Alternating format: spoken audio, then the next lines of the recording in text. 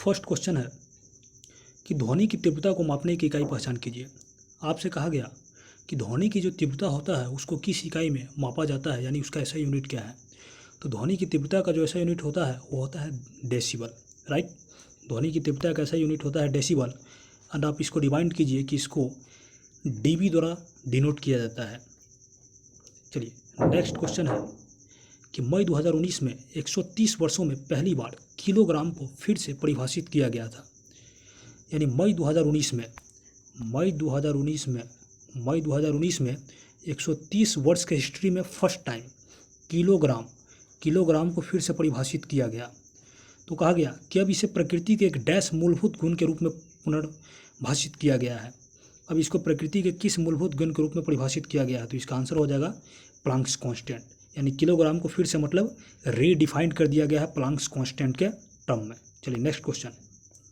Next है कि आर्द्रता के स्तर को मापने के लिए किस उपकरण का प्रयोग किया जाता है। तो आर्द्रता जो होता है आर्द्रता को मापने के लिए आपको किया जाता है हाइग्रोमीटर का इस्तेमाल। आर्द्रता को मापने के लिए किया जाता है किसका इस्तेमाल, हाइग्रोमीटर का इस्तेमाल। चलिए एंड यहाँ पे आपको एक एडिशनल जानकारी बता दूँ कि यहाँ पे जो हाइड्रोमीटर है, इस हाइड्रोमीटर का इस्तेमाल होता है घनत्व। इसका इस्तेमाल होता है घनत्व को मापने के लिए, घनत्व। तो आप कंफ्यूज नहीं होइएगा, अगर घनत्व हो तो आंसर हो जाएगा हाइड्रोमीटर, बट यदि क्वेश्चन में हो आर्द्रता यानी ह्यूमिडिटी तो आपका आंसर हो जाएगा हाइग्रोमीटर। चलिए नेक्स्ट क्वेश्चन है डैश हवा की आर्द्रता को मापता है। पीछे का ही क्वेश्चन रिपीट हो गया है। यहाँ पे आपसे पूछा गया कि आर्द्रता को कौन मापता है, आर्द्रता। तो आर्द्रता की जब भी बात आएगी तो आपका आंसर हो जाएगा हाइग्रोमीटर। तो इसका राइट आंसर कितना हो जाएगा, हाइग्रोमीटर। चलिए नेक्स्ट क्वेश्चन। नेक्स्ट है डैश नामक एक उपकरण एक परिपथ में विद्युत विभव के अंतर को मापता है। अब देखिए इसमें यहाँ पे आपसे पूछा गया कि विद्युत विभव के अंतर को। अब आपको मालूम है कि विद्युत विभव का जो इसका जो यूनिट होता है ऐसा यूनिट, विद्युत विभव का जो ऐसा यूनिट होता है वो क्या होता है, वोल्ट। अब आप ऑप्शन में देखिए, चारों ऑप्शन में से किस ऑप्शन में वोल्ट लगा है, तीसरा में। तो इसका आंसर हो जाएगा तीसरा, यानी विद्युत विभव का ऐसे मात्रक वोल्ट होता है, इसलिए इसको वोल्ट मीटर से ही मापा जाता है। Next question. नेक्स्ट है एक निश्चित स्तर से ऊपर वायुयान की ऊंचाई मापने के लिए किस उपकरण का उपयोग किया जाता है। तो देखिए वायुयान की ऊंचाई को मापने के लिए किसका इस्तेमाल किया जाएगा, वायुयान की ऊंचाई को मापने के लिए आपको किया जाएगा अल्टीमीटर का इस्तेमाल। क्यों, अब देखिए यहाँ पे बैरोमीटर है, बैरोमीटर का इस्तेमाल क्या होता है, वायुमंडलीय दाब को मेजर करने के लिए, तो ये तो ऑप्शन होगा नहीं। फैदोमीटर का इस्तेमाल क्या होता है, समुद्र की गहराई को मापने के लिए, राइट। एंड वाट मीटर, देखिए नाम में पहले वाट लगा है, वाट आपको मालूम है ना कि वाट किसका मात्रक होता है, शक्ति का, यानी तो शक्ति को मापने के लिए वाट का इस्तेमाल होता है। So option 4 is right answer. चलिए नेक्स्ट क्वेश्चन। नेक्स्ट है कि भूकंप के दौरान सतह पर पहुंचने वाली तरंगों को कौन सा उपकरण मापता है। अब देखिए इसमें कहा गया कि भूकंप के दौरान जो तरंग को जो मापता है कौन मापता है। तो भूकंप के दौरान तरंग को मापता है कौन मापता है, यहाँ पे हो जाएगा आपका सिस्मोग्राफ जो होता है, जो किसको मापता है, भूकंप को मापता है। Next question. नेक्स्ट है डैश का उपयोग किसी व्यक्ति की आंखों के अंदर के दबाव को मापने के लिए किया जाता है। अब देखिए आंखों के अंदर के दबाव को मापने के लिए किसका इस्तेमाल होगा, ओडोमीटर का इस्तेमाल होगा, बिल्कुल नहीं। ओडोमीटर का मतलब क्या होता है, ओडोमीटर एक ऐसा यंत्र होता है जिससे किसी भी वाहन द्वारा जो उसके द्वारा जो तय की गई दूरी, यानी वाहन द्वारा तय की गई दूरी को ओडोमीटर से मापते हैं। और एक होता है स्पीडोमीटर, यानी वाहन द्वारा तय की गई स्पीड यानी चाल को स्पीडोमीटर से मापते हैं। तो ओडोमीटर यहाँ पे गलत हो जाएगा। विस्कोमीटर का मतलब होता है विस्कोसिटी मतलब होता है श्यानता, और विस्कोमीटर का मतलब होता है जो श्यानता को मापते, तो ये भी नहीं होगा। तो इसका जो होगा आंखों के अंदर को दाब को मापने के लिए आपका इस्तेमाल होता है टोनोमीटर, राइट। तो आप इसको रिमाइंड कर लीजिएगा कि आंखों के अंदर के दाब को मापने के लिए किसका इस्तेमाल होता है, आंखों के अंदर के दबाव को मापने के लिए टोनोमीटर का इस्तेमाल होता है। Next question.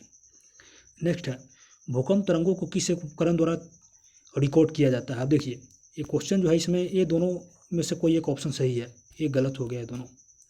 अब आपको कहा गया कि रिकॉर्ड किसके द्वारा किया जाता है। तो अगर रिकॉर्ड की बात किया जाए तो यहाँ पे सिस्मोग्राफ हो जाएगा। रिकॉर्ड की अगर बात किया जाए, देखिए रिकॉर्ड की बात बोलेगा तो सिस्मोग्राफ। अब बोलेगा अगर तीव्रता की अगर बात बोलेगा तब होगा रिक्टर स्केल, कि तीव्रता को कौन मापता है। चलिए नेक्स्ट क्वेश्चन है डैश एक चिकित्सा उपकरण है जिसका उपयोग शरीर के भीतर मुख्य रूप से हृदय या फेफड़ों में उत्पन्न होने वाली ध्वनियों को सुनने के लिए किया जाता है, बताइए। इसमें आपसे पूछा गया है कि कौन सा एक ऐसा यंत्र है जिसकी सहायता से हृदय की धड़कन को या फेफड़े के अंदर जो मतलब ध्वनि होता है उसको सुना जाता है। तो आप सभी जानते होइएगा उसको क्या बोलते हैं, स्टेथोस्कोप, यानी जिसको हम लोग बोलते हैं मतलब जैसे ठेठ देहात में उसको बोला जाता है कि डॉक्टर का जो आला होता है। चलिए नेक्स्ट क्वेश्चन है कि इंफ्रारेड ऑप्टिकल डैश का उपयोग जेट इंजन रोटर ब्लेड के तापमान, देखिए तापमान और हॉट स्पॉट को मापने और निगरानी के लिए किया जाता है। तो देखिए यहाँ पे आ गया तापमान। अब बताइए क्या एमीटर से तापमान को कभी मापा जा सकता है? बिल्कुल नहीं। एमीटर का मतलब होता है कि जो विद्युत धारा को मापता है। अब बताइए हाइग्रोमीटर, हाइग्रोमीटर मैंने पीछे आपको बताया है, इसको बोलते हैं आर्द्रता मापी, ये आर्द्रता को मापते अभी नहीं होगा। अब देखिए तो तापमान आ गया ना, तो आप जब आप पढ़िएगा तो आपको मालूम चलेगा कि थर्मामीटर से भी तापमान को मापा जाता है एंड पायरोमीटर से भी मापा जाता है। बट पायरोमीटर से जो तापमान को मापा जाता है वो काफ़ी ज़्यादा, जब तापमान की बहुत ज़्यादा मात्रा में हो तब उसको पायरोमीटर से मापा जाता है। तो यहाँ पे इंफ्रारेड ऑप्टिकल जेट इंजन है तो उसका तो तापमान ज़्यादा होगा ही जेट इंजन का। तो यहाँ पे आंसर कितना हो जाएगा? तीसरा, यानी तीसरा इसका आपका राइट आंसर हो जाएगा। चलिए नेक्स्ट क्वेश्चन है, डैश नामक एक उपकरण एक परिपथ में विद्युत प्रवाह को मापता है। अब आपसे कहा गया कि विद्युत प्रवाह, विद्युत प्रवाह का मतलब प्रवाह मतलब बोले तो धारा, यानी विद्युत धारा को कौन मापता है? काफ़ी सिंपल सा क्वेश्चन है, एमीटर। एमीटर से विद्युत धारा को मापा जाता है। चलिए आप देख सकते हैं यहाँ पे जो अदर ऑप्शन है उसको भी डिफाइन कर लेते हैं, ओम मीटर। अब आपको मालूम है कि ओम मीटर यानी पहले नाम में ओम लगा है, तो ओम किसका ऐसा यूनिट होता है? प्रतिरोध का, विद्युत प्रतिरोध का। यानी ओम मीटर से किसको मापेंगे? ओम मीटर से मापेंगे प्रतिरोध को, ओम मीटर से मापेंगे प्रतिरोध को। चलिए नेक्स्ट जो है, नेक्स्ट आपका है थर्मामीटर। थर्मामीटर से किसको मापेंगे? इससे मापेंगे ताप को, ताप को मापेंगे। चलिए नेक्स्ट क्वेश्चन, नेक्स्ट है, निम्नलिखित में से किस उपकरण का उपयोग प्रत्यक्ष किरण सौर विकिरण के मापने के लिए किया जाता है? अब देखिए आपसे पूछा गया कि जो प्रत्यक्ष किरण सौर विकिरण, प्रत्यक्ष किरण सौर विकिरण को मापने के लिए किसका इस्तेमाल होता है? अब देखिए तो इसका आंसर कितना होना चाहिए? इसका आंसर आपको होना चाहिए रेफ्रैक्टो मतलब पिरहेलोमीटर।